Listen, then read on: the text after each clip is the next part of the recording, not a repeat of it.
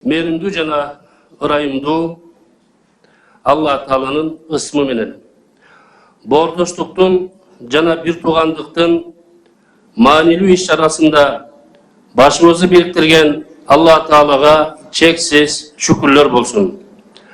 Анда эмесе жыйынды кереметтүү Куран менен баштайлы. Куран окуу үчүн дүйнөлүк Куран жарыштарынын жеңүүчүсү Борбор Азияга таанымал Мукам үндүү каары республикалык борбордук Имам Саракси мечитинин имамы Анарбай Карике окуйт.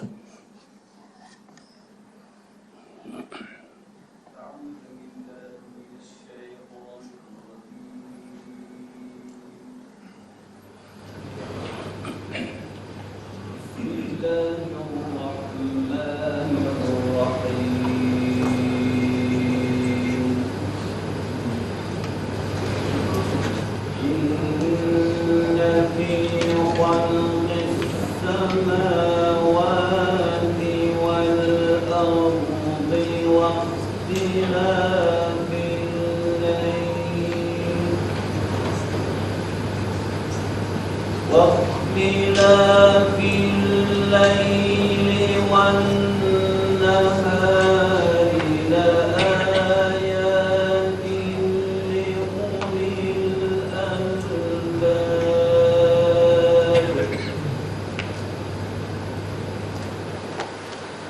الذين يذكرون الله قياما وقعودا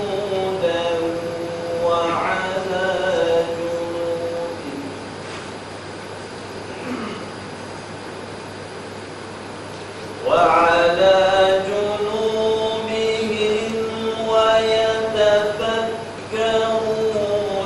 في خلق السماوات والأرض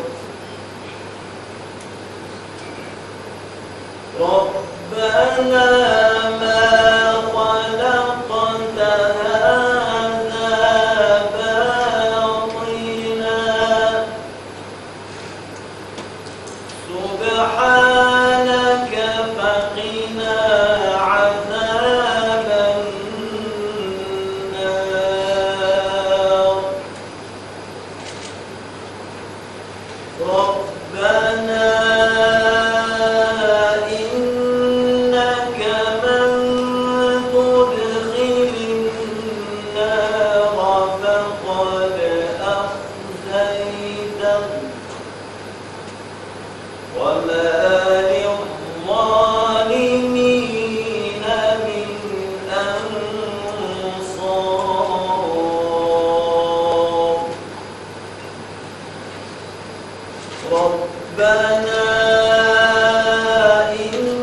إننا سمعنا مناديا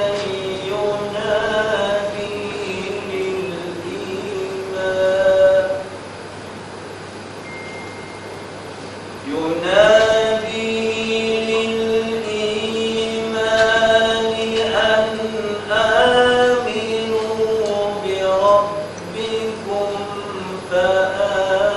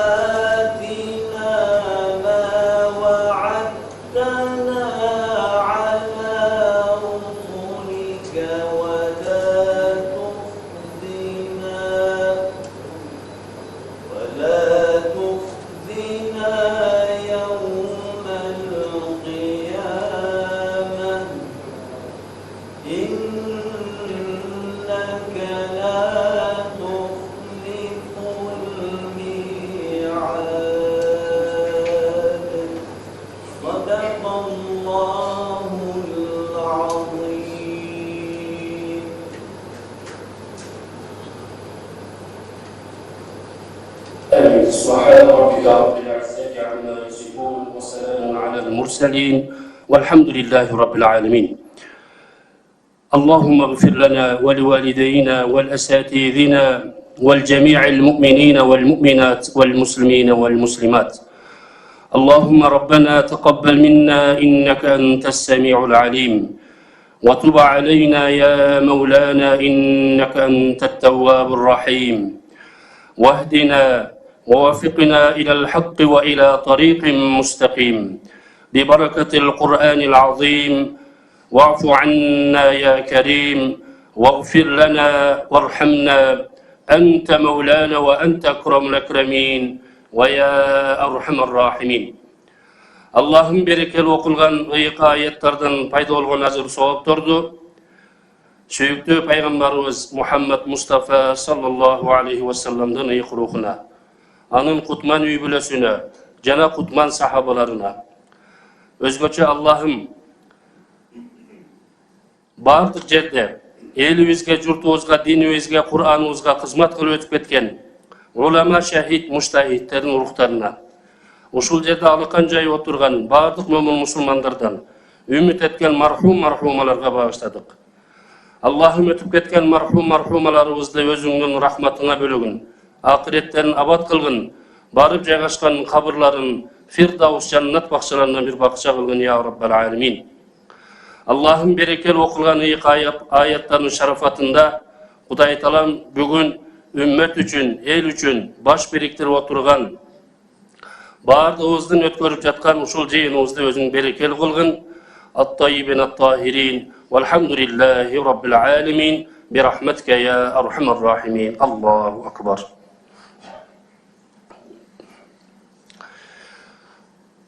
Ырайымдуу жана мээримдүү Аллах Тааланын ысмы менен баштап, ааламдарга ырайымдуулуктун, боорукерликтин, илим ирфандын, иман ихсандын мугалими катары жиберилген сүйүктүү Мухаммад пайгамбарыбызга салам жана салаваттарды айтабыз.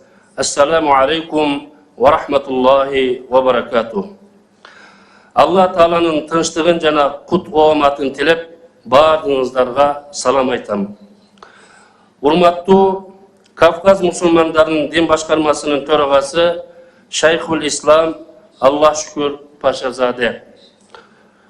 Урматтуу Казакстан мусулмандарынын дин башкармасынын төрагасы башкы муфтийи Наурузбай ажы Таган уулу.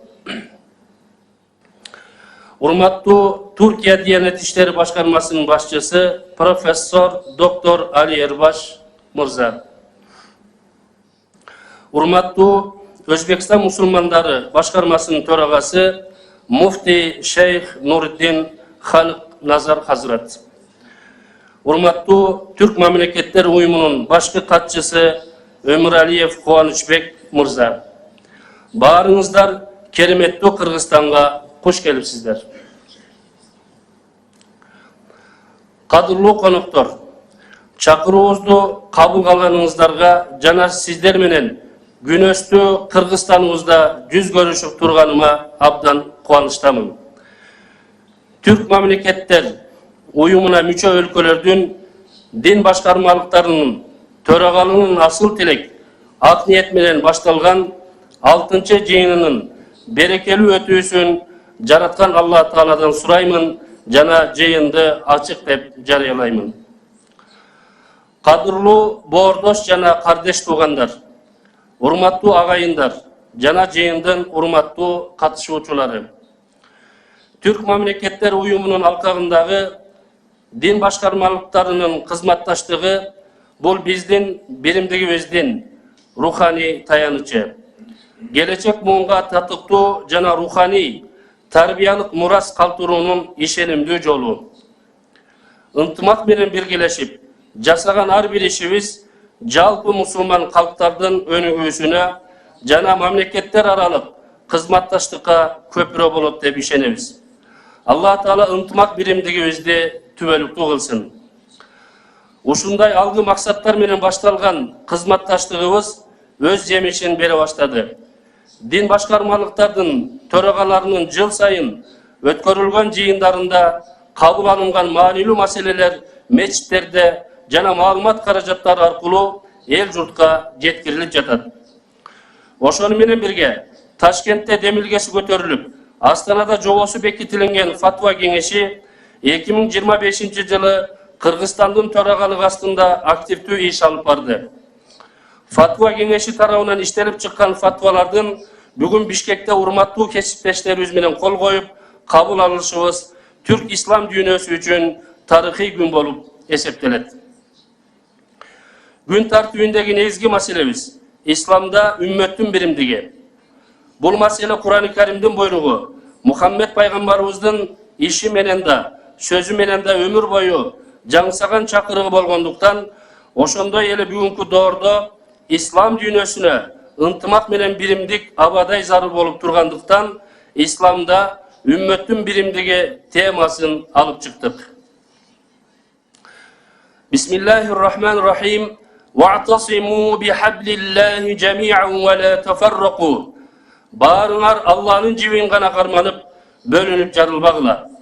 Ислам дүйнөсүнүн дүйнө акырет жакшылыгы да, өнүгүүсү да биримдик менен ынтымак, ырашкерликте экендигинде шек жок. Ар бир мусулман бири-бирине боорукер, мээримдүү жана камкор болсо, сырттан келүүчү ар кандай кооптуулуктан жана коркунучтан чогуу сактанса, илимий жана маданий жактан биргелешип аракеттенсе, өз ара ишеним жана туруктуулук болсо, үммөттүн биримдиги бекемделмекчи жана өнүгүп өсмөкчү. Демек, үммөт биримдиги бул ар бир мусулман үчүн зор жоопкерчилик. Андыктан ар кимибиз үй бүлөбүзгө, тууган туушканыбызга, коңшуларыбызга жана жалпы коомго мээрим менен мамиле кылсак, чоң биримдикке салым кошкон болобуз. Эки дүйнөнүн нуру, элчилердин мырзасы болгон Азирети Мухаммад пайгамбарыбыз саллаллаху алейхи ва саллям мусулмандардын бир туугандыгы жөнүндө мындай деген: Мусулман мусулманга бир тууган, ага зулум кылбайт, аны жардамсыз таштабайт жана кемситпейт. Хадистен маалым болгондой, чыныгы мусулман бир тууганын капа кылбайт, колдоо же жардамга муктаж болгон кырдаалды аны жалгыз калтырбайт. Тескерисинче аны менен бирге болушу керек дегенди билдирет. Жыйынтыктап айтканда, үммөттүн биримдиги аба менен суудай зарыл. Жер шаарында дээрлик 2 миллиардка чукул момун бар. Эгерде алардын биримдиги болбосо, бири-бирине жан күйгүзбөсө, анда дайыма алсыз тарап койдон кала берет. Эгерде жалпы үммөт Кур'ан рухунда жана сүннөт жарыгында бириксе, сөзсүз түрдө дүйнөдө тынчтык, бакубаттык жана гармония болот. Урматтуу бир туугандар, күн тартибиндеги экинчи тема катары Боордош Өзбекстан мусулмандарынын дин башкармасы тарабынан сунушталып жаткан климаттын өзгөрүшүн токтотуу, айлана чөйрөнү коргоо жана экологиялык маселелерди чечүү жөнүндөгү чакырык аттуу документ учурдун зарыл көйгөйү жана өзгөчө көңүл бура турган маселе деп эсептеймин. Табигатты коргоо жана жаратылышты таза сактоо бул ислам динибиздин эң өзөктүү, өзгөчө маани берген маселелердин бири эсептелет. Алла Тааланын ал силерди жерден жаратты жана ал жерди оңдооңор үчүн силерди анда жайгаштырды деген буйругу адамзаттын жер шаарында өтө маанилүү миссиясы бар экендигин эсибизге салат. Ал эми Азирети сүйүктүү пайгамбарыбыз Мухаммад Мустафа саллаллаху алейхи ва саллям эртең кыяматтын болоорун билсеңер, колуңардагы жалгыз көчөттү болса да сөзсүз тиккиле деген. Хадиси 14 кылымдан бери жалпы адамзатка жана момун мусулмандарга дүйнө акырет үчүн пайдалуу амалдарды аткарып калууга бардык мүмкүнчүлүктөрдү жумшоонун зарылдыгын баса белгилейт. Ошондуктан жараткан Алла тартуу кылган кереметтүү кооз мекендерибизди, жер жүзүнүн экологиясын көздүн карегиндей сактоо максатында бул чакырыкты толук колдойбуз. Жыйыныбыздын кадырлуу катышуучулары, Кыргызстан мусулмандарынын дин башкармалыгы төмөнкү эки маселени келерки жылдарга карата күн тартибине алып, кең алкапта короону сунуш кылат. Birinci, 21. kılımda Üy Büle İnstitutu jana salttыk tarbiyalыk bağlılıklar bir qatar oluttu kesepetlerge duuşar boluda. Munun ayının halkı musulman bolgan өлkөлөрдө ajrашуулар, ата-энесин, балдарын, үй бүлөсүн кароосуз калтыргандар, психологиялык даттар, моралдык бузулуулар көбөйдү. Бул көрүнүштөргө негизинен эркек менен аялдын үй бүлөдөгү салттуу жоопкерчиликтеринин өзгөрүүсү, жаштар арасында динге, салт санага кызыгуунун азаюусу. Ата-энелер балдарга аз гана убакыт бөлгөндүктөн, алардын калыптануу курагында технологиянын орду жогорулап, ата-эне менен балдардын ортосундагы мамиленин солгундап кетүүсү, коомдогу диний баалуулуктарга карата терс мамилелер себеп болууда. Мына ушул себептерден улам Үй Бүлө Институту жана ага тиешелүү баалуулуктарды сактоо, жайылтуу, үй бүлөнүн ыйыктыгын жеткиликтүү деңгээлде коомчулукка жеткирүү маселесин биргеликте иштөөнү сунуш кылабыз. Экинчи маселе dini bilim берүүгө байланыштуу. Мүчө өлкөлөрдүн дин башкармалыктарынын баарынын карамагында dini окуу жайлар бар. Биз dini окуу жайларда окутуунун бирдей стандартын жана бирдей программасын иштеп чыгып бекитүүнү сунуш кылабыз. Өз ара кызматташууларыбыздын натыйжасында стандарттарыбыз жана окуу программаларыбыз бирдей болсо, бүтүрүүчү адистер өз өлкөсүнө келгенде башкы сынактарды тапшырып же көптөгөн документтерди чогултуп, убара болбостон теңдик стандарты менен жумушка алууну жаңы жеңилдемек. Урматтуу коноктор, Кыргыз Республикасынын президенти, урматтуу журтбашчыбыз Садыр Жапаров түрк биримдигине, боордоштукка өтө маани берет. Ошондон улам Түрк мамлекеттер уюмуна мүчө өлкөлөрдүн дин башкармалыктарынын Бишкекте өткөрүлүп жаткан бардык иш-чараларына урматтуу өлкө башчыбыз түздөн-түз колдоосун көрсөттү. Улуу ишке көрсөтүп жаткан колдоосу үчүн Садыр Нургожовичке өзүмдүн, урматтуу конокторубуздун жана жалпы Кыргызстан мусулмандарынын атынан терең ыраазычылык билдиремин. Алла таалам кадырлуу журт башчыбызга жана командасына бардык жакшылыктарды насип кылсын. Ортобуздагы кызматташтыкка көпүрө болуп келе жаткан Türk Mamleketler Uyumu'nun başkı katçısı урматтуу Кубанычбек Касымовичке жана эмгек жамаатына өзгөчө ыраазычылык билдиремин. Ошол менен бирге бул маанилүү жыйынды уюштурууга тикесинен тик турган кадырлуу мамлекеттик кызматкерлерибизге жана башкармалыктын бардык курамына ыраазычылык билдирип, рахматымды айтамын.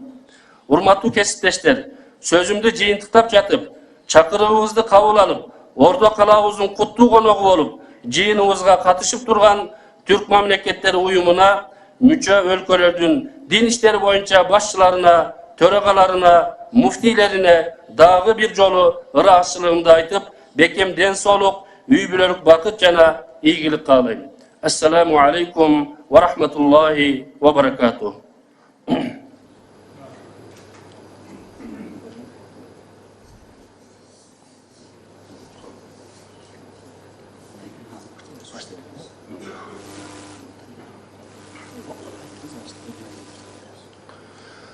Урматтуу коноктор, эми азиз конокторго сөз кезегин берели.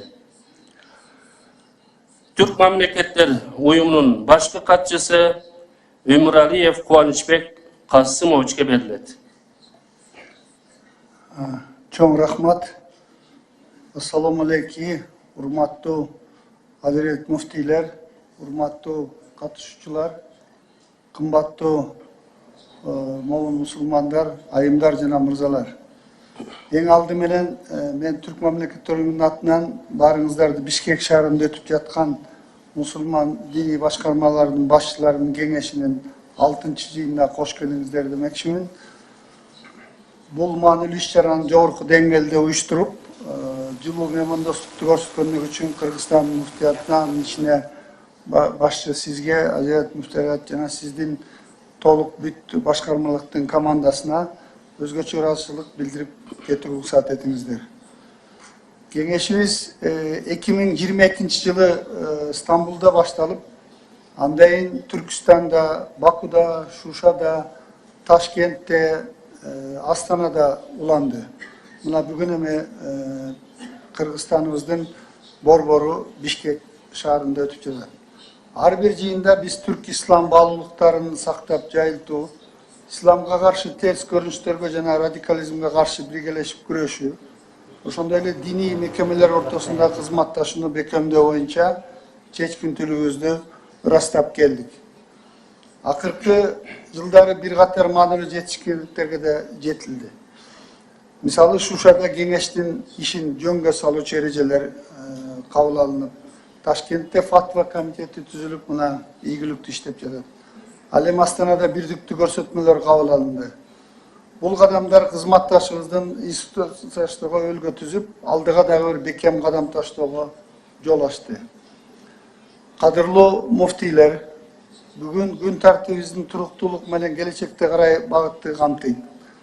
Жогоруда Азият муфтийибиз белгилеп кеткендей, биз исламдагы үмөт биримдиги жана климаттын өзгөрүшү менен күрөшүү, айлана чөйрөнү коргоо жана экологиялык маселелерди чечүү боюнча муну да белгилеп кетилди. Өзбек тарап сунуштаган документтердин долбоорун карап чыгылды. Бүгүн эми иншалла кабыл алынат деп мен ишенем. Бул темаларды талкуулоодо кеңешибиздин миссиясын руханий жетекчилик менен гана чектелбей, регионалдык, глобалдык көйгөйлөрдү моралдык баалуулуктар жана биргелешкен аракет аркылуу чечүүгө багытталган дагы бир жол деп далилделди. Ушуга байланыштуу Fatva Komitetinin коомдорубуздун ортосундагы байланыштарды чыңдоого жана илимий алмашууларды тереңдетүүгө кошкон баа жетки салымын өзгөчө белгилеп кетким келет. 2020 жылы эле быйыл комитет 2 жолу жыйын өткөрдү. Февраль айында Стамбулда жана 20 бу июль айында Анкарада 2 Fatva жыйын өттү. Бул жолугушуулар айдын көрүнүшүн аныктоо, жогорку кеңдиктеги аймактардын намаз убакыттары, закаттын өлчөмдөрү, ушур, ошондой эле сапарга чыгуу жана жашоого байланышкан башка бир катар диний укуктук маселелерди талкуулоо үчүн маанилүү аянтчага айланды. Мен ишенем, бүгүн бул Fatva комитети өзгөчө менен мен кайталабайын дедим. Жогоруда Азирет муфти белгилеп өткөндөй, азыр эле кадырлуу муфтийлерди мамлекет башчысы урматтуу Садыр Нуркожоевич Жапаров кабыл алып, ошол кабыл алууда дагы ушул маселелер боюнча талкуу жүрүп, өзгөчө урматтуу президент бу жаштарыбызга көңүл буруу боюнча өзүнүн көңүлүн бурду. Мен ойлойм, биздин ушу Fatva комитети бул иш боюнча да өзүнчө иш алып барса ийгиликтүү болот эле. Бул маселелер Fatva комитет тарабынан кылдаттык менен изилденип, жыйынтык чыгарылган жана биз аларды бүгүн Бишкекте өтүп жаткан жыйындарыбызда расмий түрдө кабыл алабыз деп толук ишенем. Бул талкуулар Түрк дүйнөсүндө жалпы диний позицияларды системалуу түрдө калыптандырууга маанилүү пайдалуу болуп берет жана коомдорубуздун жыргалчылыгына кызмат кыларына бекем ишенем. Ошондой эле бул жыйында кеңештин төралыгын Азербайжан Республикасынын Дин иштери башкармасына расмий өткөрүп берүү аземида көй болобуз буюрса, бул өткөрүп берүүнүн процесси улантуу менен жаңылоону айкалыштырып, кеңештин маанилүү ишине жаңы дем берет деп ишенем.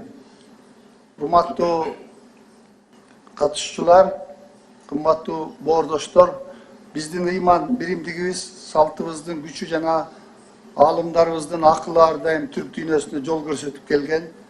Бул кеңеш аркылуу биз жалпы мурасыбызды гана сактап койбостон, келечек мундар үчүн да моралдык жана интеллектуалдык багытта берип жатабыз. Бишкекте өтүп жаткан бүгүнкү жыйын жемиштүү өтсүн. Бул жыйындан соң өзүнчө конференция өтөт. Бул да ийгиликтүү болсун. Кеңештин биримдиги чыңдасын.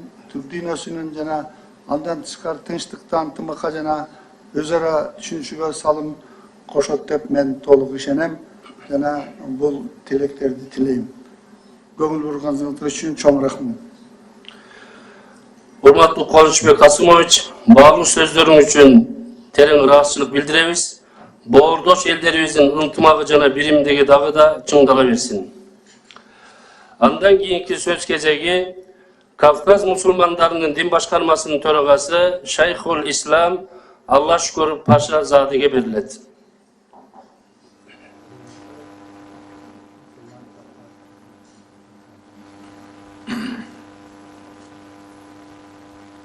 Bismillahirrahmanirrahim. Zat-ı Aliləri Türk Devletleri Teşkilatı'nın baş katibi muhterem Ömer Aliyev canabları, zat-ı muhteremleri, Türkiye Cumhuriyeti Diyanet İşleri Başkanı, aziz kardeşim Ali Erbaş canabları,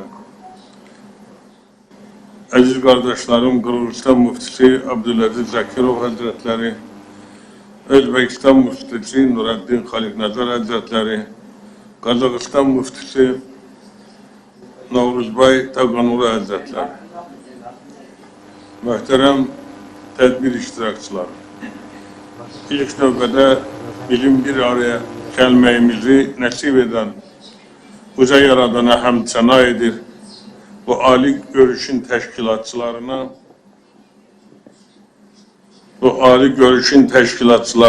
ve iştirakçılarına Azerbaycan Respublikası'nın Prezidenti Zat-ı Aliləri İlham Əliyev cənablarının salamlarını ve hoş arzularını çatdırmaqdan şərəf duyuram.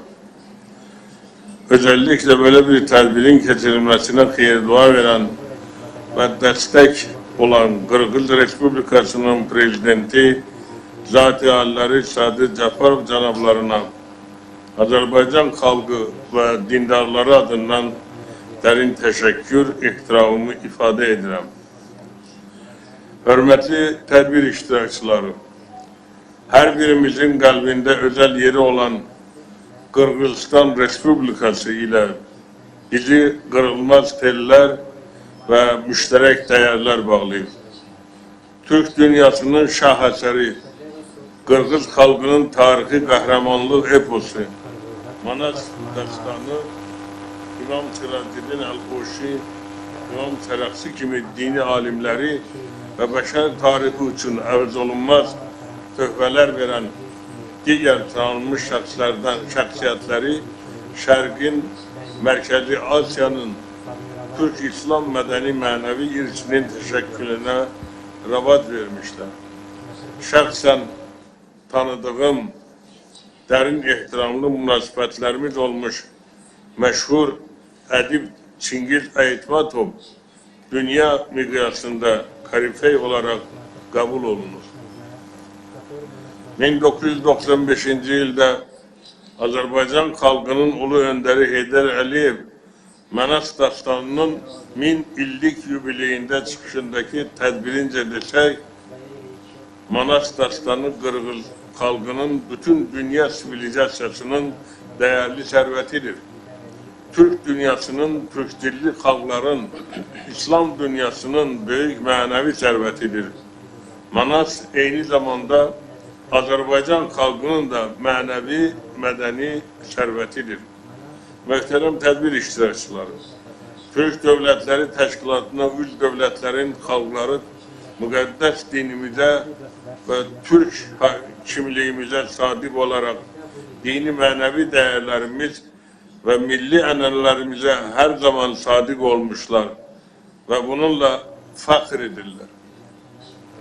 Şükürler olsun Türk Devletleri Teşkilatı mekanının Müslüman dini liderlerinin birgə əməkdaşlığı, mütemadi meşveret ve məsləhətləşmələrdən Türk İslam Birliği faydalanır. Стран членов Организации тюркских государств, и мы с большей уверенностью и крепкой верой движемся к общим целям. Как Совет глав мусульманских религиозных управлений, Организации тюркских государств основан в Стамбуле по благословению старейшины и мудрого лидера тюркского мира, президента Турецкой Республики Реджепа Таyyip Эрдогана, и устав которого был подписан в Шуши, одной из культурных столиц тюркского мира, мы поставили перед собой почетную задачу использовать все возможности для донесения до религиозных лидеров и международного сообщества глобальном масштабе решений и идей наших мудрых государственных лидеров, имеющих общечеловеческое значение и служащих интересам наших государств.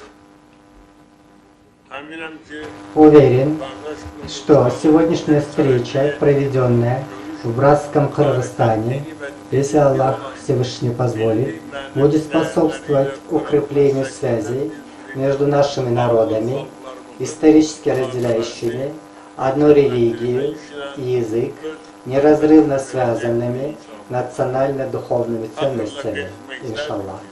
С гордостью хочу отметить, что его превосходительство, президент Кыргызской республики, в период руководства Джапарова, мы переживаем период особого уважения и заботы о религиозных и духовных ценностях со стороны президента Кыргызской республики. Как религиозные лидеры тюркского мира, мы заявляем о нашей совместной поддержке духовно значимых инициатив его превосходительства и просим Всевышнего благословения на эти инициативы. siyasi liderlərimiz Наши мудрые политические лидеры и его превосходительство господин Садыр Джапаров, благодаря дружеским братским отношениям с его превосходительством господина Ильхама Алиева, всестороннее сотрудничество наших государств и народов еще больше укрепляется и развивается. Мы становимся свидетелями внимания и уважения президента Кыргызской республики к нашей стране и народу во время визита в Азербайджан. qardaş ölkə liderinin Участие лидера братской страны в Хакендинском саммите – одно из самых ярких событий, вызывающих гордость в наших сердцах. В частности, Садыр Нургаджой Джапаров посетил освобожденный Карабах после того, как Азербайджан полностью признал его территориальную целостность и суверенитет. Его совместное участие с превосходительством Ильхамом Алиевым в открытии средней школы имени великодушного Айкуль Манаса, построенной в Кыргызстане, в Агдамском районе, по инициативе господина Джапарова, было встречено азербайджанским народом с большим воодушевлением. Уважаемые участники мероприятия, мы гордимся тем, что всесторонняя поддержка наших глав государств сыграла решающую роль в развитии нашей инициативы религиозной и духовной солидарности тюркских народов. Главы государств тюркского мира собственным примером демонстрируют истинные примеры братства как в хорошие, так и в трудные времена. Azərbaycan xalqının ərazi bütövlüyü uğrunda В 44-дневную Отечественную войну за территориальную целостность азербайджанского народа мы стали свидетелем всесторонней поддержки Турецкой Республики. Именно братские тюркские страны были с нами в строительных работах во время нашего великого возвращения в свободный Карабах. Özbəkistan, Средняя школа имени Мирзулукбека, детский творческий центр имени Курмангазы, средняя школа имени Великодушного Манаса, построенные Узбекистаном, Казахстаном и Кыргызстаном в Физуле Агдаме, являются поистине братскими дарами, имеющими очень высокую моральную ценность для наших стран. bu yaxınlarda isə Türkmenistan dövləti Недавно государство Туркменистана в городе открыл мечеть и приняло решение. Все эти инициативы, братские наши народы, являются моральным союзом. Это символично. Zəlzələdən zərər çəkmiş Kahramanmaraş bölgəsində Пострадавшим от землетрясения в регионе Кахраман-Ал-Мараш в Турции совместное участие президента Реджепа Тайипа Эрдогана и президента Ильхама Алиева в открытии квартала, построенного Азербайджаном, является также ярким проявлением братских отношений. həzm edə bilməyən qüvvələr vardır. Belə bir zamanda biz dini К liderlər сожалению, есть силы, которые не могут нас переваривать и нашу дружбу. В такое время мы, религиозные лидеры, должны оказать моральную поддержку нашим государственным лидерам, в их мудрой политике на благо наших народов и государств. Туркоязычные страны, у нас есть гражданский долг и моральная ответственность как религиозных деятелей стремиться не допускать иностранного вмешательства в религиозную и духовную сферу, идеологических провокаций, включая исламофобию, тюркофобию, сепаратизм, сектантство, такфиризм, идеи религиозной и расовой нетерпимости, призывы к ненависти. Вместе с этим мы должны высоко оценить деятельность Совета по фетвам нашей организации. Уважаемые участники встречи, мы намерены с помощью Аллаха провести нашу следующую встречу в Азербайджане. Единение наших братских стран вокруг лозунга национально-духовного и религиозного единства, наша духовная солидарность, основанная в исламе и Коране, будет неизменными, если Аллах того пожелает. Как заповедует нам наша священная книга,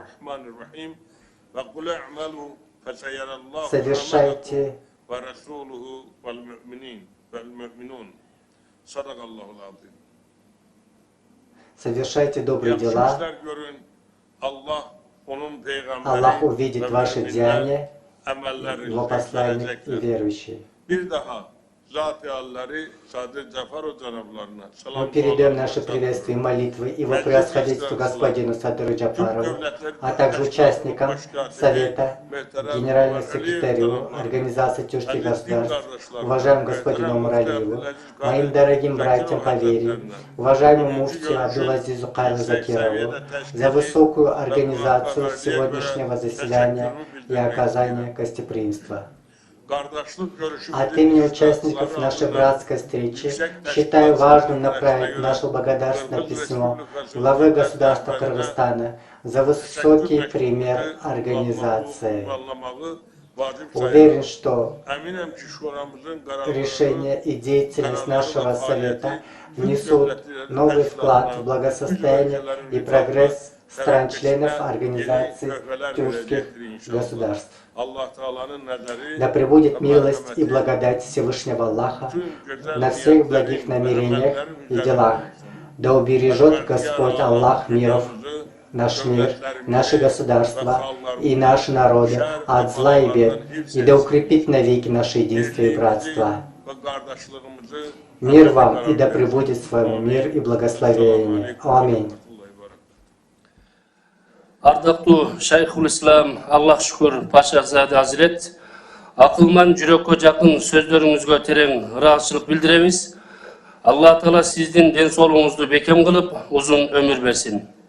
Кийинки сөздү Казакстан мусулмандарынын башкы муфтийи Нарузбай Ажы Таган уулу Азиретке беремин. Шоң рахмет, Алла разы болсын. Бисмиллахир-рахманир-рахим. Алхамдулиллахи раббил аламин. Вал-акибату лил-муттакин. Вассалату вассаламу аля сайидина Мухаммадин. Ва аля алихи ва асхабихи аджмаин. Амма ба'д. Ассаламу алейкум ва рахматуллахи ва баракатуху. Құрметті Қырғызстан мұсылмандары діни басқармасының төрағасы Абдулазиз Қареке, құрметті муфти Хазірет, Алла Тағала сізге разы болсын. Осыны үлкен қонақ жайлығыңызға Алла үлкен сауаптар нәсіп етсін. Құрметті Қуанышбек Қасымұлы, қадірлі дін қайраткерлері, қадірменді профессор, доктор Али Ирбаш Хазірет, Шейхул Ислам, Аллах шүкір, Патшазаза Хазірет, Шейх Нұриддин Халықназар Хазірет, алыс жақыннан келген мәртебелі меймандар, көрнекті ғалымдар, қоғам қайраткерлері, Алла баршаларыңызға екіне жақсылық нәсіп етіп, бүгінгі бас қосуымыз барлығымызға қайырлы болғай. Алдымен Аллаға мадақ айтып, пайғамбарымызға салауат айтып, бүгін бізге қонақ жайлықтан жатқан бауырлас Қырғыз елінің халқына, осы елдің ел басшысы қадірлі президент мырзаға өз атымыздан Қазақстан мұсылмандары діни басқармасының атынан риясыз ризашылығымызды білдіреміз. Алла разы болсын. Алла Тағала осы елдің өркендеуін, дамуын нәсіп етсін. Жаратушы Алла Тағала бүгінгі 6-шы бас қосуымызды берекелі, мұсылман үмбет үшін түркі мұсылмандарының бірлігі жолында қайырлы, игі де нәтижелі жиынның бірі еткей. Расында да бүгінгі бас қосуымыз тарихы ортақ, тамыры бір, тағдыры тоғысқан түркі халықтарының ынтымағын нығайтудың, асыл дініміздің құндылықтарын дәріптеудің айқын көрінісі. Өздеріңіз жақсы білесіздер, Алла Тағала қасиетті Құранда Маида сүресінің 2-ші аятында Аузу биллахи минаш шайтанир раджим ва таавану алал бирри ват тақва ва ла таавану алал исми вал удуан. Садақаллахул азим. Жақсылыққа, тақуалыққа жәрдемдесіңдер, күнәға және дұшпандыққа жәрдемдеспеңдер деп әмір етеді. Ардақты пайғамбарымыз Мұхаммед Мұстафа саллаллаху алейхи вассалам хадис шәрифінде инналлаха ла яжмау уммати аля далалатин ва ядуллахи ма'ал джамаа. Расында Алла менің үмметімді адасушылыққа біріктірмейді. Сондай-ақ Алланың жәрдемі жамағатпен бірге деген. Аллаға шүкір, мұсылман үмметі үшін өз тарапынан үлес қоссам деген ниет сіз бен бізді Қырғызстан елінде топтастырып отыр. Біздерді осындай сауапты істерге себепші етіп, ізгі бас қосуда, бірге болуды нәсіп еткен Аллаға сансыз мадақтар мен мақтаулар болсын. Біздің мемлекет басшысымыз қадірлі Қасым-Жомарт Кемелұлы жақында Қырғыз еліне арнайы сапармен келді. Мен де бірге келген болатын сол кезде. Президентіміз осы екі бауырлас елдің ерекше ынтымағы мен бірлігі жайында шын мәнінде қазақ пен қырғыз тілектес бауырлас елдер. Біздің тарихымыз тамырлас. Салт дәстүріміз бен таным түсінігіміз, ұлттық болмысымыз ұқсас. Қос халықтың татулығы мен өзара құрметі ешқашан үзілген емес. Қазір де ықпалдастығымыз стратегиялық серіктестік рухында қарқынды дамуда. Жалпы екі елдің арасында жан-жақты әрі тығыз ынтымақтастық орнаған деп атап өткен болатын. Аллаға шүкір, біздің түбіміз түрік еліміз, Алла Тағала бізді бұл не ол неде бауырлас көрші мәңгі дос болу нәсіп етсін. Қазақ халқында төртеу түгел болса, төбедегі келеді деген ұлағат сөз бар. Мұндағы мағына бірлік болған жерде береке ұлаяды деген сөз. Баршаңызға мәлім, өткен жылы елордамыз Астанада Түркі мемлекеттері ұйымы Мүфтилер кеңесінің 5-ші мәжілісін өткіздік. Онда бір қатар маңызды құжаттар қабылданды. Ислам жергілікті халық дәстүрін қолдайды қарары ерекше маңызға ие болды. Бұл дін мен дәстүрдің сабақтастығын түркі халықтарының мәдениетінде айрықша орын алатынын көрсетті.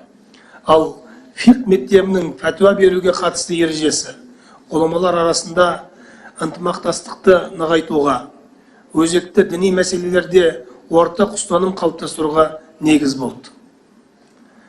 Біз әрқашан барлық халықты ынтымақ мен бірлікке шақырамыз. Сондықтан бүгінгі бас қосуымыз түбі бір тарихы ортақ елдердің ауызбіршілігін арттыра түседі деп сенемін.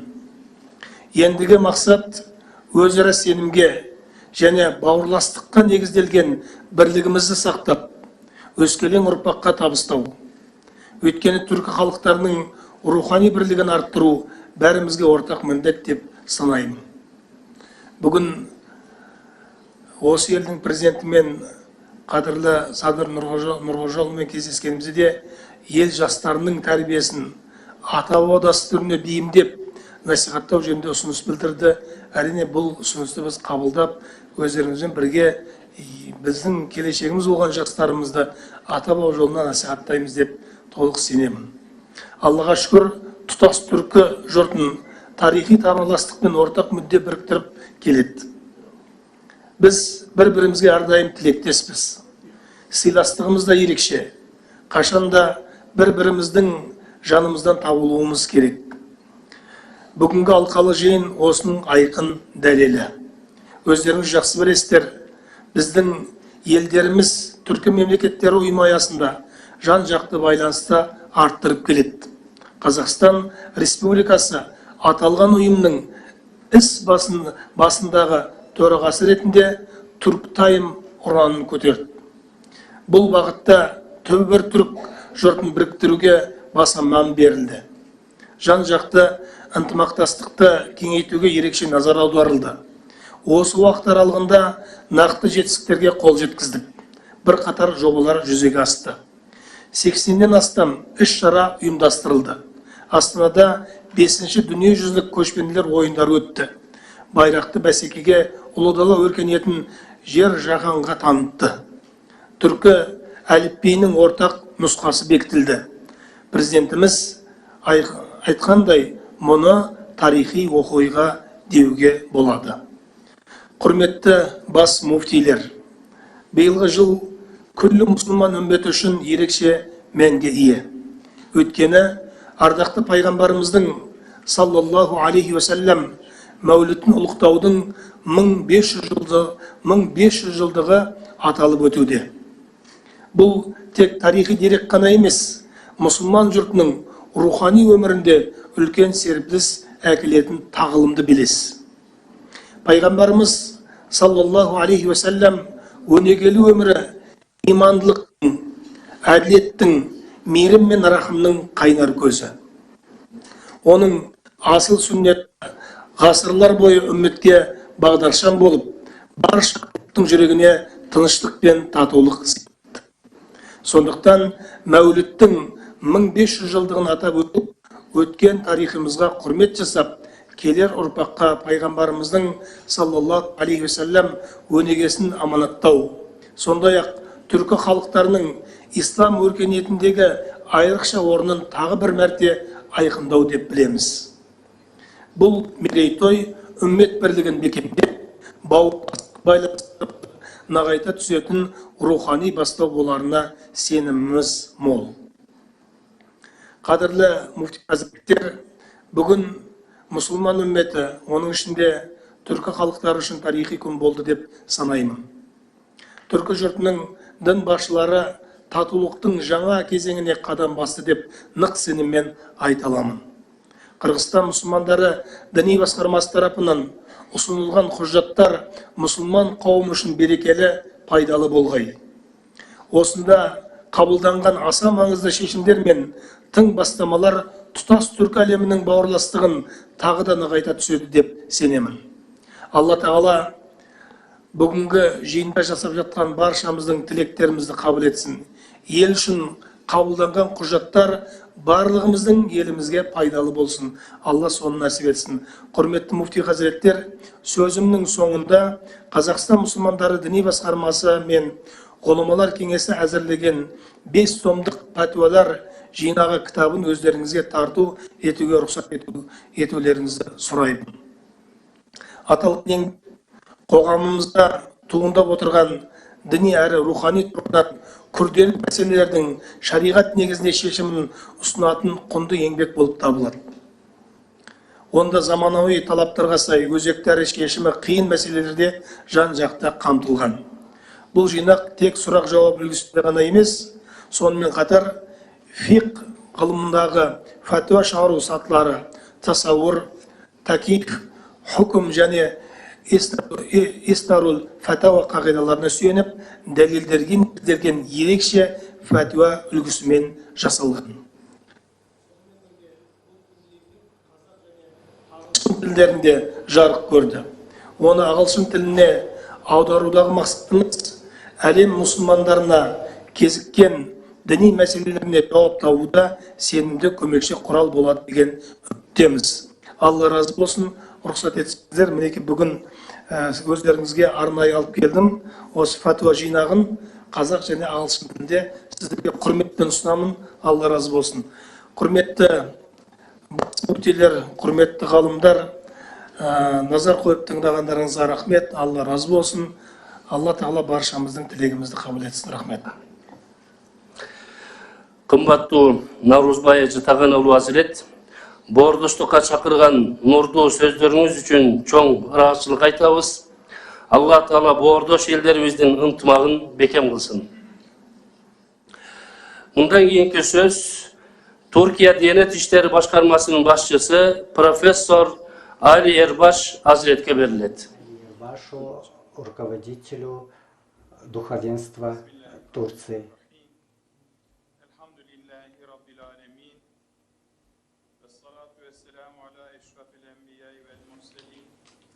Seyyidina Muhammedin ve ala alihi ve ashabihi ecma'in.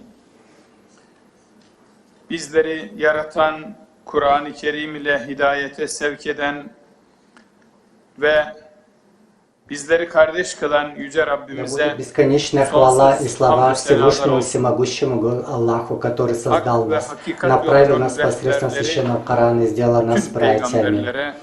Да пребудет вечные молитвы и мир всем пророкам, наставникам истины,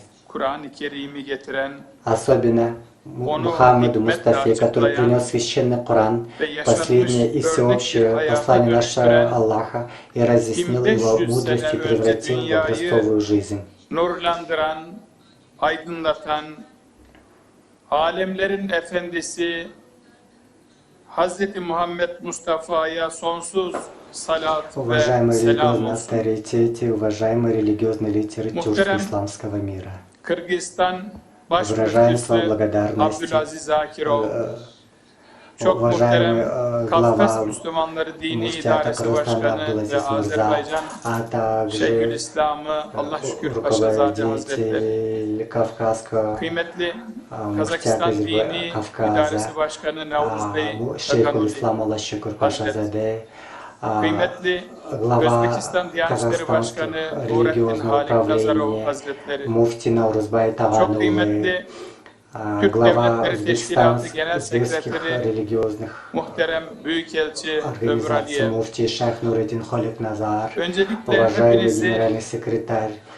en kalbi ОТГ hürmetlerimle, Куанышбек muhabbetlerimle Омаралиев, всех вас selamlıyorum. от Türk чистого İslam сердца, dünyasının выражая слова değerli благодарности и liderleriyle приветствия. ve alimlerle beraber olmaktan duyduğum memnuniyeti ifade etmek istiyorum. Для Esselamu Aleyküm меня ve очень Rahmetullahi ve большая Berekatuhu. честь находиться здесь с религиозными лидерами Türkiye тюркско-исламского Cumhuriyeti мира. Cumhurbaşkanı muhterem Recep Tayyip Erdoğan'ın sizlere Президент gönülden, Турецкой kalpten Республики, selamlar уважаемый Режеп Тайип Эрдоган, gönderdiğini искренне вам özellikle передает ifade слова etmek istiyorum. приветствия. А Ayrıca также это хочу bu sabah особо отметить, büyük bir что nezaketle утром bizleri makamında у kabul eden нас Kırgızistan в Ntamakordo Cumhurbaşkanı muhterem принимал Sadır Cabbarov'a президент, şükranlarımı уважаемый sunuyorum. Садыр Нурол Джапаров, и выражаю Bu слова kabulüyle благодарности президенту toplantımıza değer Кыргызстана. katmıştır. İnşallah bu А toplantımız прием президента hayırlara vesile тоже olur. придает Değerli силы и hocalarım, вклад в развитие нашей сегодняшней kültür ve мероприятия, medeniyet уважаемые наши tarihimizde наставники, önemli bir yere sahip коллеги. olan Kırgızistan'da sizlerle bir arada olmaktan büyük bir А в культуре и в memnuniyet истории duyduğumu у ifade нас etmek istiyorum. я очень Alemlere рад, что rahmet я olarak вместе с вами gönderilen нахожусь sevgili в историческом Peygamberimizin месте в sallallahu aleyhi Кыргызстане, ve с sellem которым, на основании veladetinin которого нас объединяют sene-i и devriyesini культурные, и idrak духовные, ettiğimiz и bu günlerde исторические корни.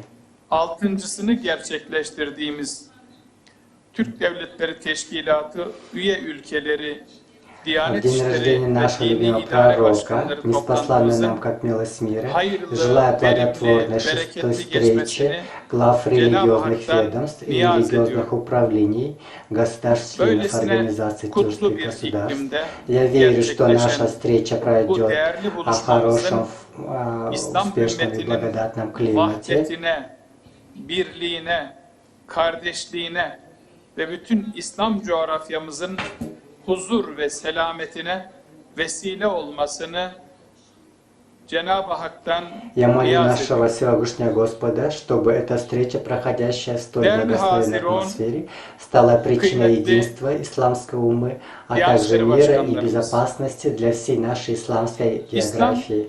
fıtrat Уважаемые dinidir. участники, а также уважаемые Müslümanlar руководители духовенств, vasat yani ислам dengeli, это религия природы. mutedil, Мусульмане, vahyi temel они alan, умеренные, aklı уравновешенные, önemseyen, вдохновленные, yapıcı, рациональные, kucaklayıcı, конструктивное, müjdeleyici bir инклюзивное yaklaşımı общество, kuşanan bir направленное ümmettir. свою Ümmeti науку на vasat правильное diyoruz. вероучение.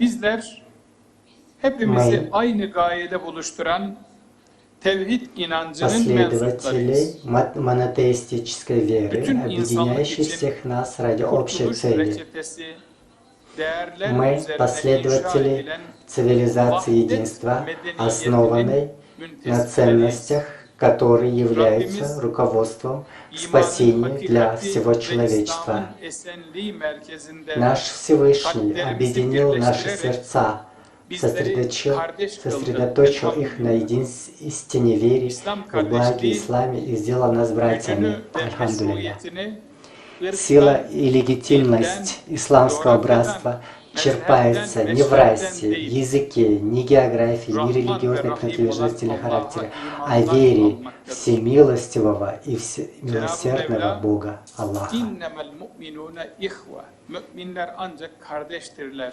Божественным повелением, İlahi верующие fermanıyla братья, imanın Всевышний Аллах dışındaki bütün повелел нам aidiyetleri bir отказаться kenara от тех bırakmamızı связей, istemiştir. не основанных Bu ayetin на gereğince вере.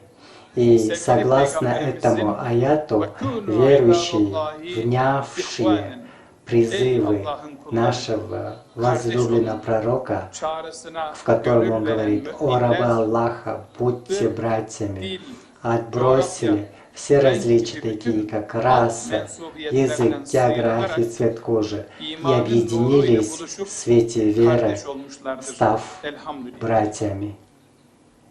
Müslümanlar bir bedenin azaları gibi Мусульмане едины, как члены одного тела, как органы одного организма, крепкие, как камни здания, и равные, как зубы расчески, сплотились вокруг посланника Аллаха bütün insanlığa и стали свидетелем и образцом для всего человечества. Nitekim güven ve emniyetin, Воистину, эпоха мрака, когда были разрушены вера и безопасность, справедливость и милосердие, мир и безопасность превратились в эпоху счастья благодаря этому Kur'an ve крепкому братству. sünnetin rehberliğinde На inşa протяжении edilen веков обеспечивало мир и процветание не только мусульманам, но и представителям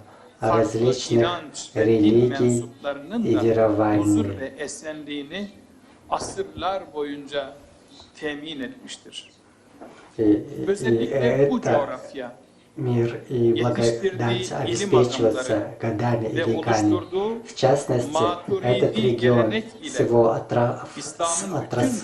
островками знаний и бережно хранимой им традицией Матуди стал голосом ислама, вселяющим надежду, мир İslam'ın ему во ana всем kaynakları мире. diyebildiğimiz bu- kitapların neredeyse tamamı bu И topraklarda все yetişen книги, которые были alimler, iзданы yani после atalarımız ниспослания tarafından нам Корана, yazılmıştır. они İmam были Bukhari'den İmam izdаны, Maturidi'ye, İmam созданы Serasi'den в İmam этом мире. Tirmizi'ye, Таким имам İbn Sina'dan Батрудия, Бухари, Farabi'ye, daha onlarca hatta Аль-Фараби. yüzlerce И все эти научные труды сотнями, тысячами были созданы и подготовлены нашими великими известными улямами, которые были, родились в этом регионе.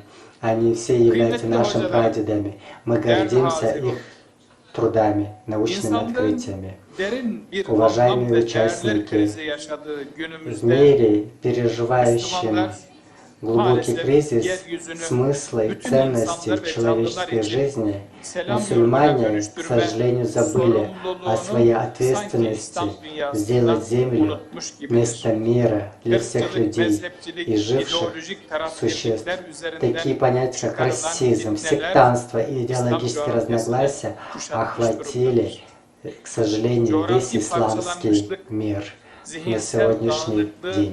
beraberinde getirmiştir. Географическое разделение Dağınıklığın привело к neticesinde интеллектуальной gücünü ve дезорганизации. ihtişamını В kaybeden результате İslam этой coğrafyası вакханалии дезорганизации emperyalist müdahaleler исламский мир утратил ve свою meydan силу okumalar и славу и karşısında теперь изо всех сил askeri, пытается siyasi защитить себя ve в kültürel военном, açıdan политическом kendini и savunmakta культурном плане от zorlanmaktadır. империалистических Ne yazık ki bugün вторжений и cehalet вызовов. üzerine kurulan К tekfir сожалению, sloganları сегодня мусульманский мир раздирает лозунги, такфиры и акты террора, основанные на невежестве, пролитии крови и vurgulamak слез. isterim ki Хочу herhangi подчеркнуть, bir Müslüman что grup, совершенно fırka неприемлемо, veya что cemaatin какая-либо kendi мусульманская dini группа, anlayışını секта или mutlak община hakikat kabul принимала ederek свое религиозное diğer понимание anlayışları за абсолютную истину, ötekileştirmesi, исключая, dışlaması, отрицая tekfir или etmesi объявляя asla такфиром kabul edilemez. другие. И это Allah'ın мы Hüve не должны semmâkumul этому негативному müslimîn явлению давать beyanıyla путь и bizlere дорогу. bahşettiği İslam kimliği, Müslüman kimliği, Об Müslüman Аллахе şahsiyeti говоря, her в türlü мусульманской meşrep ve идентичность, mezhep которую они нам дали своими словами, üzerindedir. выходит за рамки Müslüman любых kimliği вероисповеданий her и türlü религиозных etnik, взглядов. politik, Мусульманская идентичность mezhebi выходит ve за рамки kültürel любых mülahazaların этнических, политических, üzerindedir. религиозных и культурных Bunun взглядов. aksine olan Это her выше tutum всех ve этих davranış, взглядов. Любое İslam ve отношение eman или yolunda olan поведение, İslam противоречащее этому, coğrafyasında следует fitne рассматривать как çıkarmak действия, isteyen направленные unsurlar на разрушение olarak исламского görülmelidir. мира, страны, мира и Türk безопасности. Devletleri Teşkilatı'nın dini kurumları olarak bugün bizlere Как религиозный институт организации dil, тюркских mezhep ve государств, ülke odaklı мы сегодня обязаны взять на себя инициативу по скорейшему устранению разделений по расовому, языковому, религиозному и национальному признакам. Мы должны создать общее понимание, основанное на солидарности, справедливости, милосердии и братстве. kendi Мы sorunlarımızı должны решать наши проблемы, проявляя ve дальновидность, sağduyu ile предусмотрительность çözmek и интеллект, ve и İslam'ın совместно бороться evrensel со bir всеми, amaçla kasteden со всеми видами her türlü разногласий, fitneye karşı угрожающих универсальному birlikte mücadele посланию ислама. tek bir Müslümanı Вместе bile trudиться dışarıda bırakmadan над восстановлением vahdetimizi ve нашего kardeşliğimizi единства, iman ekseninde братства и yeniden веры, tesis etmek не için оставляя hep ни одного birlikte мусульмана, gayret sarf etmek. мусульманина позади. Мы Zira должны стараться этому. ümmet varlığımızı ve Это birliğimizi devam необходимо для ettirebilmek сохранения için нашего buna существования и ihtiyacımız var. единства как сообщества. Batıl ideolojilerle mücadelemizde Это başarılı необходимо для olabilmek успеха için нашей борьбы buna с сложными ihtiyacımız var. идеологиями. Küresel Мы должны sömürü бороться с düzenlerinin ложью. Мы обязаны сделать hegemonyasından это, kurtulabilmek чтобы için освободиться buna от гегемонии ihtiyacımız var. глобальной эксплуатации. Filistin'in, Kudüs'ün, Gazze'nin Мы должны özgür добиться olması için этого ради свободы buna Палестины, ihtiyacımız var. Иерусалима Bunu и başarmak Газы, zorundayız. спасение многих Сомали, исламских Судан, земель, ставших Ливия, землями крови и Аракан, слез, таких как Doğu Сомали, Судан, Yemen gibi Ливия, Аракан, kan ve Восточный gözyaşı Туркестан, yurduna dönüşmüş Sudan, daha nice İslam Yemen, beldesinin kurtuluşu, зависит от ümmet перестройки bilincinin создания yeniden ikame umma edilmesine и bağlıdır. его Bunun развития için и birliğe, перестройки. beraberliğe, Я верю, vahdete что если мы ihtiyacımız будем var. работать вместе ради достижения этой цели, İslam тогда Всевышний Аллах sadece никогда не допустит, Müslümanlar чтобы için наши değil, усилия bütün пропали insanlık даром için и были тщетны. gönderilmiş barış dinidir. Ve büyük Эта bir религия является не nimettir. только религией мусульман, а nimeti эта biz религия неспослана для всего человечества, son indirildiği которое пребывает rivayet в этом edilen мире. şu ayetten öğreniyoruz. Estaizu billah. мы это знаем из последних риваятов, аятов, которые были ниспосланы нам нашим Всевышним Аллахом. Bugün sizin dininizi kemale erdirdim Сегодня ve üzerinizdeki nimetimi tamamladım. Bakınız, İslam bir nimet olarak tanıtılıyor. İşte bu Сегодня я coğrafyadaki выполнил свое atalarımız требование, bu свою nimetin задачу, kadru и kıymetini ислам в çok этом iyi регионе bildiler ve 10 придерживается asır и boyunca передается из поколения в sadece bu поколение coğrafyayı değil, bütün от dünyayı наших bu прадедов и nimetle beslemeye наши çalıştılar. прадеды очень хорошо знали роль и место ислама в этом мире и всю свою жизнь посвящали его обогащению и распространению по всему миру. Мы тоже должны следовать их примерам и должны придерживаться крепко этой уммы, поскольку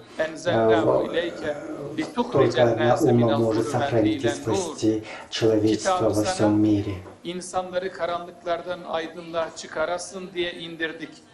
İşte insanlığı karanlıklardan Мы должны aydınlığa бороться çıkarmak с için невежеством, мы indirilen должны kitap elimizde. стремиться от темноты к Bunu светлому. onu Поэтому insanlığa tebliğ etmek için на gönderilen наших руках есть книга, неспосланная нашим Всевышним, которая нам поможет выйти из темноты и глухомани и повысить нашу образованность и поможет нам бороться с невежеством. И это является одним из наших лучом светящих с небосклона. anlatan atalarımızın yazdığı kitaplar elimizde, И kütüphanelerimizde. объединяет всех нас Dolayısıyla мусульман, bize а çalışmak также kalıyor. передает Bize, наш torunlarımıza, пророческий и çocuklarımıza, gençlerimize наследие от bunu наших aktarmak kalıyor. прадедов, и они, İnanıyorum ki эти bu все uğurda труды сохраняются в el наших birliğiyle çalıştığımızda библиотеках, и мы должны работать Cenab-ı Hak над этим. emeklerimizi asla Мы boşa все çıkarmayacaktır. вместе, как только тогда, когда мы все будем совместными усилиями прилагать труды и усилия и стараться, то Всевышний никогда не позволит, чтобы все наши труды и усилия были тщетными.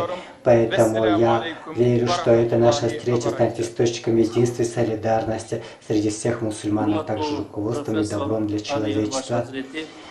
Teрең маанилүү жана жүрөккө жакын сөздөрүңүзгө чың дилибизден ыраазычылык билдиребиз. Алла Таала Түркия мамлекетине жана калкына тынчтык жана берекет берсин. Андан ары сөз кезегин азиз коногубуз Өзбекстан мусулмандарын башкармасынын төрагасы Шейх Нуриддин Халыкназар Азиретке берилет. Урматтуу Нуриддин Азирет, учурдан пайдаланып, сизди жакында Өзбекстандын урматтуу президентинин колунан мамлекеттик эң жогорку сыйлыкты алышыңыз менен чын дилден куттуктайбыз. بسم الله الرحمن الرحيم الحمد لله رب العالمين والعاقبة للمتقين والصلاة والسلام على رسولنا محمد وعلى آله وأصحابه أجمعين الطيبين الطاهرين أما بعد السلام عليكم ورحمة الله وبركاته.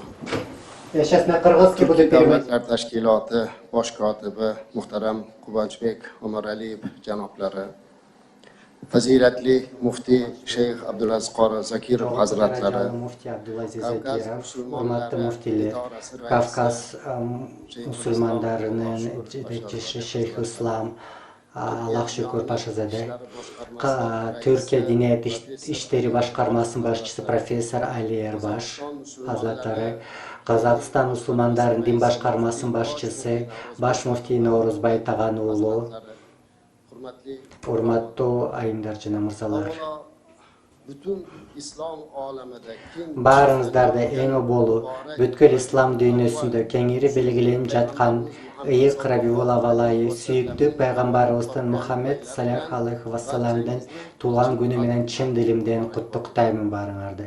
ushbu sharafli oyda Алла Таала ушул кадырлуу айда пайгамбарыбыздын өмүр жолун терең изилдөөдө, анын мубарак сүннөттөрүн турмушка ашырууда жана аны кеңири жайылтууда ийгиликти насип кылсын. siz aziz Урматтуу муфти бир туугандар, ислам дининин нукура маңызын, асыл идеяларын, эл аралык деңгээлде даңазалоодогу ардактуу жана татаал кызматтарыңызда Алла Тааладан баарыңыздардын жардам сураймын. Бүгүнкү жолугушууну жогорку деңгээлде уюштурган Кыргызстан мусулмандарынын дин башкармалыгынын төрагасы муфти Абдулазиз агабызга терең ыраазычылыгымды билдиремин. Muhtaram anjuman iştirakçılar. Урматтуу конференциянын жолугушуунун катышуучулары, бул жыйын үммөттү жана анын бардык мүчөлөрүн бирдиктүү максатка жана келечекке жетүү үчүн бириктирүү, ошондой эле бул биримдикти эл аралык деңгээлде кеңири жайылтуу, өзгөчө азыркы кооптуу мезгилде дүйнө жүзүндө чыңалуу өз ара карама каршылыктар жана ар кандай чыр-чатактар өкүм сүрүп турганда мындай иш-чараны өткөзүү абдан маанилүү. Үммөттүн биримдиги, ынтымагы жана Алла Тааланын улуу нематы жана пенделерге тапшырган маанилүүлүк милдети абдан маанилүү.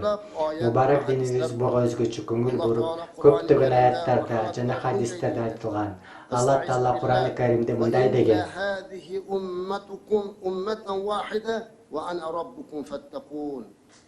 Albatta sizning bu ummatingiz yagona Бул аят ummatdir. үмөт биримдигинин илахи негизи бар экенин ачык айтып турат.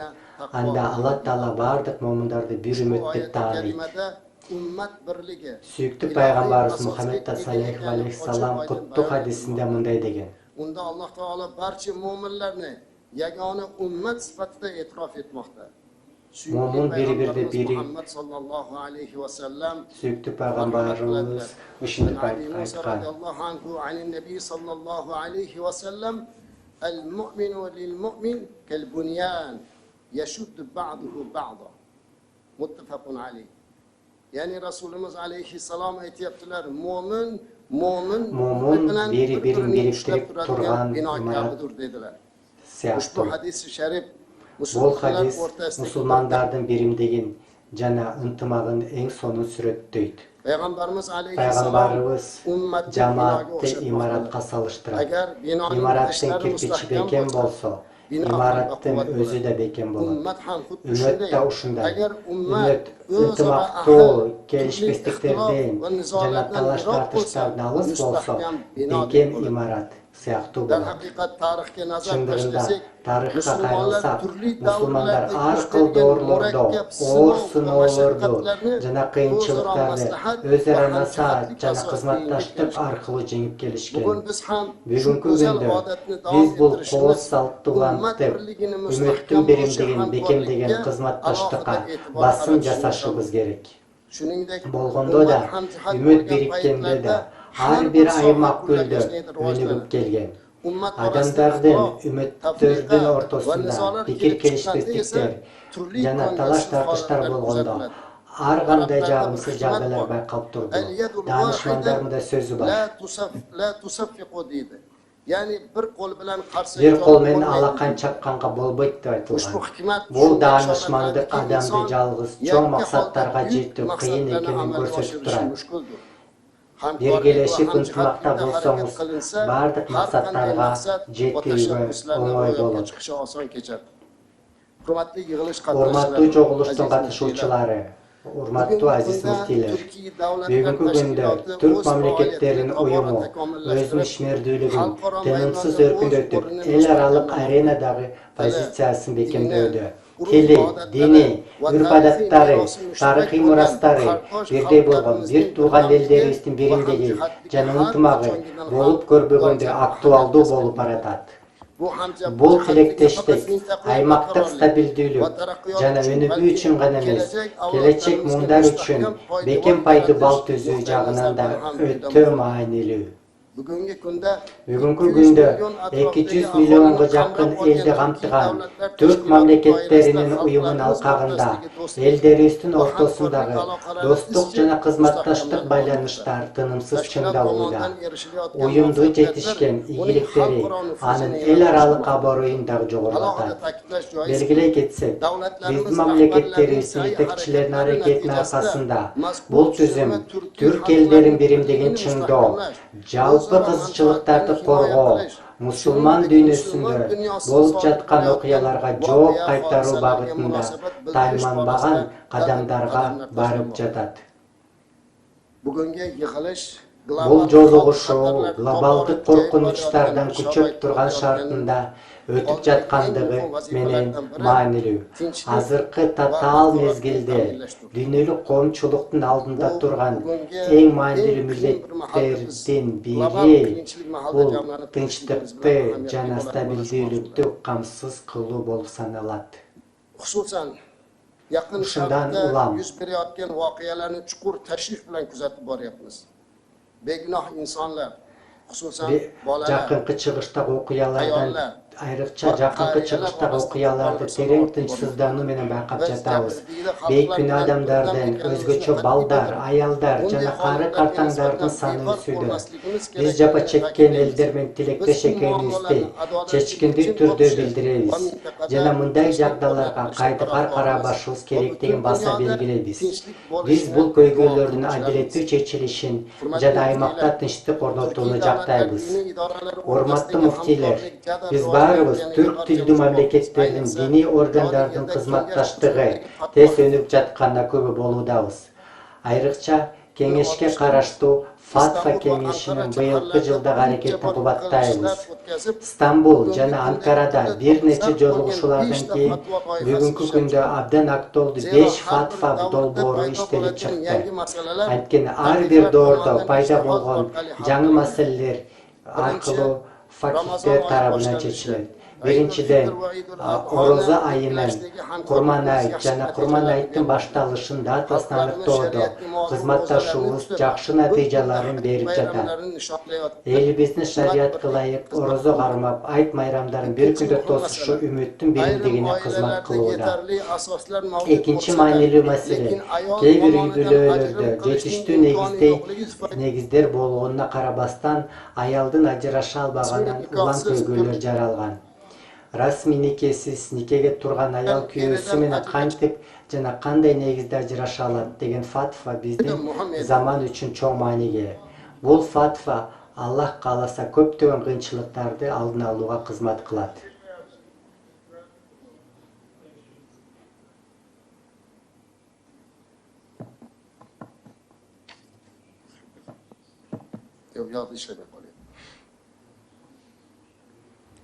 Rasmiy nikohsiz turmush qurgan ayol Rasmiy nikesiz qanday asoslar никеге турган аял күйөөсүнөн кантип жана кандай негизде ажырашса алат деген фатва биздин заман үчүн чоң мааниге ээ болот. Бул фатва Аллах кааласа көптөгөн кыйынчылыктарга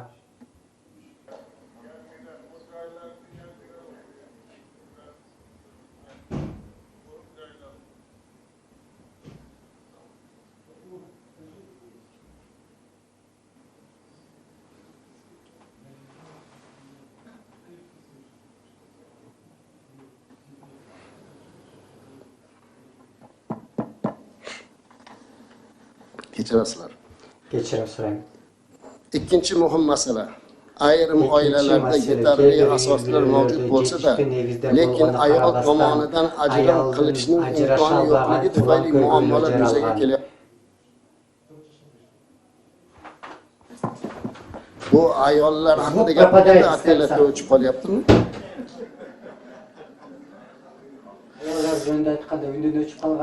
Rasmiy nikohsiz turmush qurgan ayol qay tarzda va qanday asoslar bilan eridan ajrashish masalasi haqidagi fatvo bugungi kunimiz uchun juda muhim edi. Ushbu fatvo ko'p qiyinchiliklarni oldini olishga xizmat qiladi inshaalloh. Shuningdek, oldini olishga xizmat qiladi.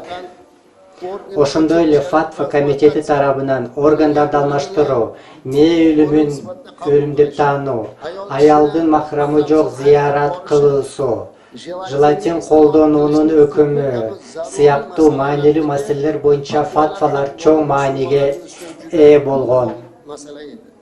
Бүгүн муфтийлердин жыйынында бул 7 фатвага кол коюлуп, жалпы коомчулукка жарыяланышын мусулман үмөтүнө пайда алып келет деп ишенебиз.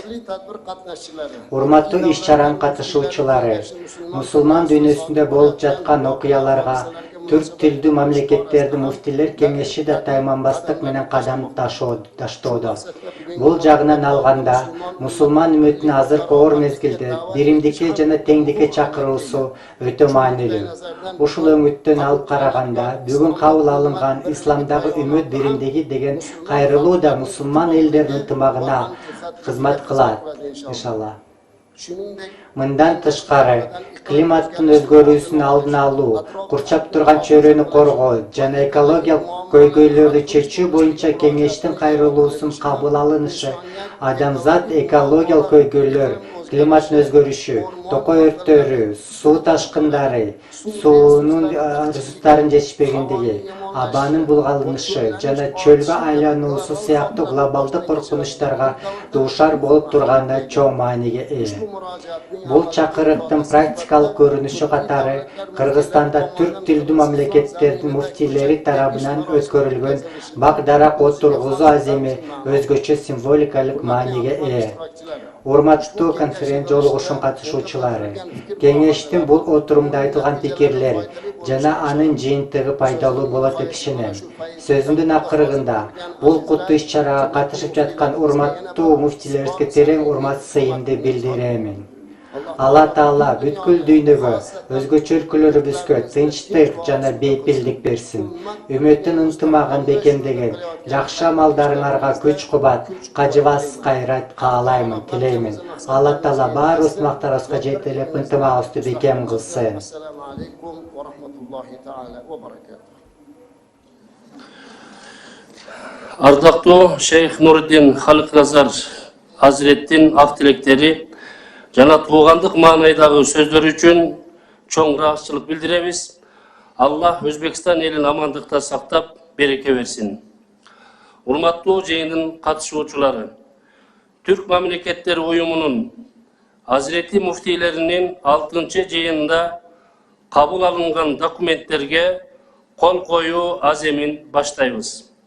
Бүгүн биз 3 маанилүү документке кол коебуз.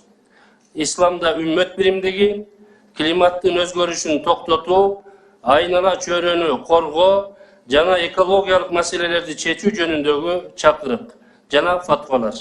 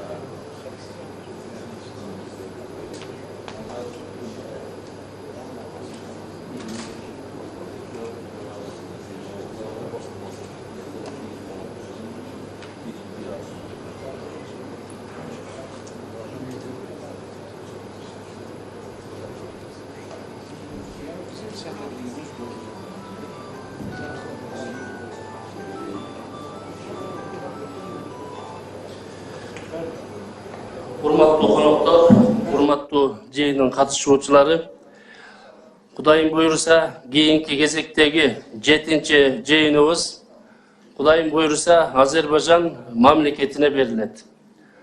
Kudayım kutlu olsun inşallah. Amin.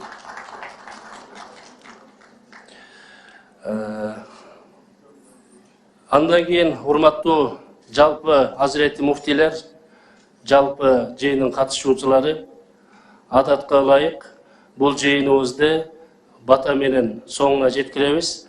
Bata berүү үчүн урматтуу Özbekistan mamleketinin Hazreti Muftiyi Nuriddin Halıknazar Hazrat dua berip koysa. Amin. Bismillahirrahmanirrahim. Elhamdülillahi Rabbil alemin. Vessalatu vesselamu ala Resulina Muhammed ve ala alihi ve ashabihi ecma'in. ربنا أتمم لنا نورنا واغفر لنا ذنوبنا إنك على كل شيء قدير وبإجابة دعوتنا جدير يا محول الحال أحسن أحوالنا وحال جميع المؤمنين إلى أحسن الحال يا ربي bugünkü bu anjumanımızı özün çıraylı hatımı ile kabul eylegin. Tashrif buyurgan muftiy hazratlarini barchalarini bugungi qilgan go'zal nutqlari xalqimiz uchun, ummatimiz uchun manfaatli усилия, усердия и наш ум, который предпринимается. Hammalarimizni yurtimiz, butun dunyoda mo'min musulmonlar va butun xalqqa tinchlik, ofiyatiga sababchi bo'ladigan duo, mustajab duolardan qilgin ya Rabbi. Bugungi ushbu anjumanni tashkil qilishlikka sababchi bo'lgan Qirg'iziston diniy idorasi muftiylari tomonidan va barcha azizlar tomonidan qilingan xizmatlarga Alloh ajr bersin. Bu yurtga Alloh tinchlik, ofiyat bersin. Hammalarimizni yurtimiz, vatanimiz, yurtboshilarimizni Alloh salomat qilib, turkiy tilli davlatlarni diniy liderlari, diniy muftiylari tomonidan qilinib borilayotgan hamma ishlarimizga Alloh o'zi barakoti azim bersin. Va sallallohu taala ala xayr xalqi Muhammad وعلى آله وأصحابه أجمعين الطيبين الطاهرين برحمتك يا أرحم الراحمين الله أكبر. Bardığınızlarga tereň rahatçylyk bildiremiz. Bizdin jeyinimiz uşun menen soňuna jetdi.